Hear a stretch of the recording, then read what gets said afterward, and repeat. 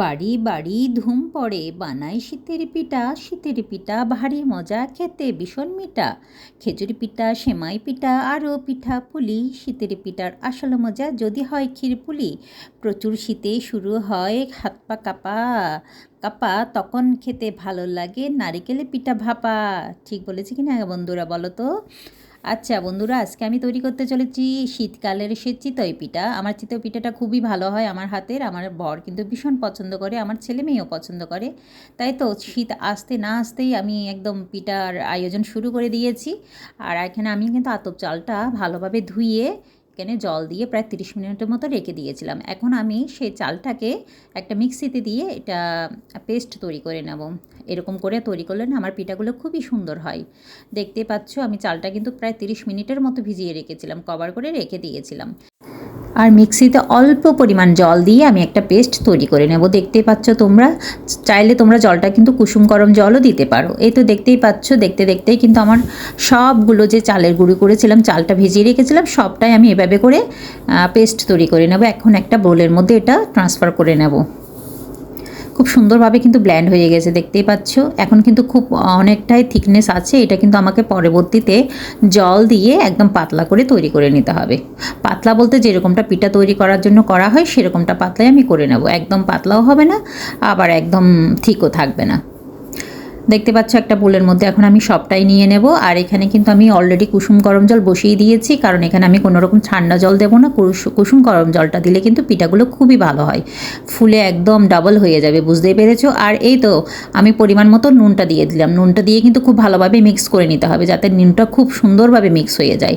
আর এখানে আমি যে জলটা দিয়েছি সেটা অবশ্যই কুসুম গরম জল দেবে, আমি বারে বারে করে বলছি, কারণ কুসুম গরম জলটা দিলে না খুব ভালো হয়। আর দেখতেই পাচ্ছ থিকনেসটা কীরকম হবে। একটা চামচের মধ্যে আমি খুব ভালোভাবে দেখিয়ে দিয়েছি। যদি হাতের রেখাটা এভাবে করে দুভাগ হয়ে যায়, একটা আরেকটার সাথে মিলে না যায় রেখাগুলো, তাহলে বুঝতে পারবে তোমাদের যে চিতই পিঠার যে ব্যাটারটা খুব সুন্দরভাবে তৈরি হয়ে যাবে। আর আমারও কিন্তু এটা আমি নুনটা দিয়ে কিছুক্ষণ আমি রেস্টে রেখে দিয়েছিলাম, প্রায় 10 মিনিটের মতো ধরতেই পারো। আর এখন কিন্তু আমি দিয়ে দিচ্ছি, একদম তৈরি করার আগে দিয়ে দেবে তুমি বেকিং সোডা। এখানে বেকিং পাউডার দিতে হবে না, বেকিং সোডাটা দেবে। বেকিং সোডাটা দিলে কি হয় বলো তো, একদম ফুলে যায়, বুঝেছো? আর তেমন কোনো ভয় থাকে না যে ফুলবে কি না ফুলবে। আর যে জালি জালি হয় সেটাও কিন্তু খুব সুন্দরভাবে বেরিয়ে আসবে তুমি যদি বেকিং সোডাটা দাও। আমি আমার পরিমাণ মতো জল দিয়ে ব্যাটারটা তৈরি করে নিয়েছি। আর ব্যাটারটা কীরকম হবে সেটা চামচের সাহায্যে যেভাবে দেখিয়েছি ঠিক সেভাবে করলেই হবে। এখন একটা লোহার কড়াই বসিয়ে দিয়েছি। লোহার কড়াই না থাকলে তোমরা এমনিতে কড়াইয়ের মধ্যে যদি হয় সেরকমও করতে পারো। আমার বাসায় ছিল লোহার কড়াইটা, কিন্তু খুব ভালোভাবে আমি গরম করে নিয়েছি। আর সামান্য পরিমাণে এখানে আমি তেলটা দিয়ে দেবো, রিফাইন তেল দিয়েছি। তেলটা দিয়ে একটা টিস্যুর সাহায্যে আমি খুব ভালোভাবে মিক্স করে নেব। মিক্স করে নেব বলতে মানে মুছে নেব, কড়াইটা একদম মুছে নেব, যাতে এখানে তেলটা থেকে না যায়। তেলটা জাস্ট দেওয়া একটা টিস্যুর সাহায্যে, দেখতে পাচ্ছ পুরো তেলটা আমি একদম তুলে নিয়েছি। আর একটা হাতের সাহায্যে এভাবে দেখিয়েছি যে খুব ভালোভাবে কিন্তু কড়াইটা গরম হয়েছে কিনা সেটা আমি চেক করে নিয়েছি। আর এই তো একটা কাপের সাহায্যে আমি এখানে ব্যাটারটা দিয়ে দিলাম, যাতে সবগুলা পিঠা একই সমান পরিমাণে হয়। এখন কভার করে দিয়েছি, খুব ভালোভাবে ঢাকা চাপা দিয়ে দিয়েছি। আর একটা হোল ছিল সেটাও আমি অফ করে দিয়েছি। এরকম করে প্রায় 3 মিনিটের মতো রাখলেই খুব সুন্দরভাবে সুন্দর একটা পিঠা তৈরি হয়ে যাবে। পিঠাটা হওয়ার পরে দেখতে পাচ্ছ কালারটা একদম চেঞ্জ হয়ে গেছে, মানে আমার পিঠাটা খুব সুন্দরভাবে হয়ে গেছে। দেখতে পাচ্ছ কী সুন্দর জ্বালিয়ে এসছে, দেখলে তোমরা বুঝতে পারবে। আর পিচেরটা দেখালাম আমি কীভাবে সুন্দরভাবে একটা হয়ে গেছে, যেরকম আমি চেয়েছি ঠিক সেরকমটাই হয়েছে। আমি আরও একটা পিঠা তৈরি করেছি, দেখো কত সুন্দর জ্বালিয়ে এসছে বলো। এভাবে তোমরা একবার তৈরি করে দেখো, ভীষণ ভালো হয়, ভীষণই ভালো হয়। এই তো আমার সবকটা পিঠা একে একে তৈরি হয়ে গেছে। আমি একটু দেখাচ্ছি তোমাদেরকে। আমি কিন্তু একটা পিঠা তোমাদেরকে ভেঙে দেখাচ্ছি, ভিতরে যে লেয়ারগুলো সেটা কত সুন্দর এসছে। আর লেয়ারগুলো দেখলে তোমরা বুঝতে পারবে, আমার বলার কিছুই নেই। দেখো কি সুন্দর লেয়ার এসছে বলো। তাহলে আর কিছু কি বলতে হবে আমাকে? তাহলে ঝটপট তৈরি করে নাও, আর দেরি কিসের? শীতকাল তো এসেই পড়েছে, আর কটা দিনই মাত্র বাকি। এই সময় যদি পিঠা না খাও তাহলে খেলেই বা কী? আর চিতই পিঠাটা আমি কীভাবে খাই তোমাদেরকে সেটা দেখাচ্ছি। এখানে আমি দুধ বসিয়ে দিয়েছি, দুধটা আমি জাল করে একদম ঘন করে নেব। 10-15 মিনিট জাল করলে গরম হয়ে যাবে। এখানে আমি ডেট সিরাপ দিয়ে তৈরি করেছি, তোমরা চাইলে যে গুড়গুলো থাকে, শুকনো গুড়গুলো থাকে, সেটা দিয়েও তৈরি করে নিতে পারো। আর যে ডেট সিরাপটা দেওয়ার কারণে কালারটা খুবই সুন্দর মিষ্টি মিষ্টি একটা গোল্ডেন কালার চলে আসবে। এটা গুড় দিলে নর্মালি কালারটা চলে আসে, চিনি দিলে কিন্তু কালারটা আসবে না।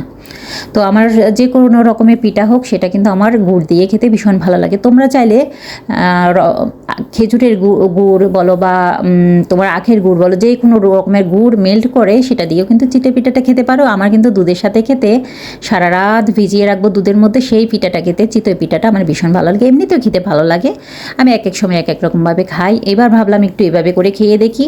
এই তো আমি সিরাপটা দেওয়ার পর একটুখানি আমি এলাচের পাউডারটা দিয়ে দিলাম। তোমাদের কাছে যদি এলাচ পাউডার না থাকে তোমরা গোটা এলাচটাও তেতো করে দিতে পারো, সুন্দর একটা স্মেল আসার জন্য দিয়েছি, না দিলে কোনো রকম সমস্যা নেই, পিঠা বলেই তো কথা।